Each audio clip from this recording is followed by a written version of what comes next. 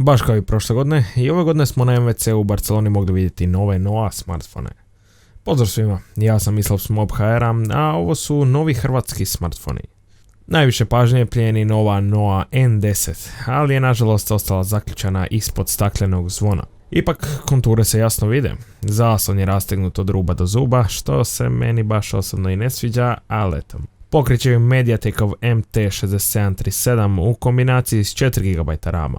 Najveća prednost ovog uređaja je na prvi pogled sam in-cell zaslon, ali u Noi tvrde da to nije istina, jer su posebnu pažnju posvetili samoj kameri.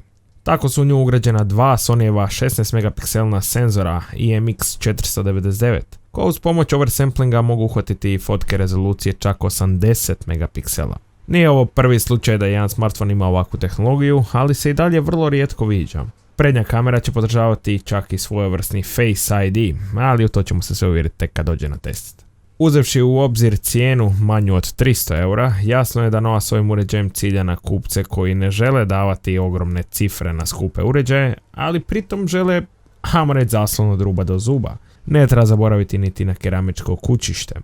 Predstavljene su još i Noa N7 i N1. N7 pokreće Mediatekov MT6750, također u kombinaciji s 4 GB rama. Baš kao i N10, i N7 ima dvije kamere, ali ovoga puta 16 megapikselni Sonyjev senzor nosi oznaku IMX298. Također sposobna uhvatiti fotku od čak 80 megapiksela uz pomoć već spomenutog oversamplinga. Isto kao i N10 ima i DTS certifikat za zvuk, a i sam zaslon je lijepo rastegnut od ruba do ruba, ovoga puta i bez zuba.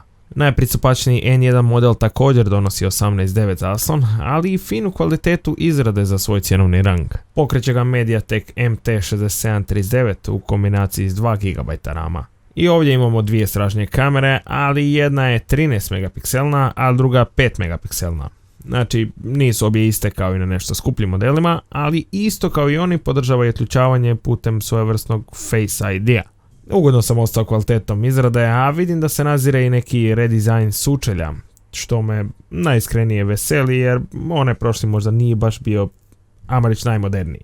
Iskreno me veseli isprobati ove nove Noe i vidjeti koliko su napredovale u protekloj godini. I eto, toliko od mene za danas i vidimo se idući put.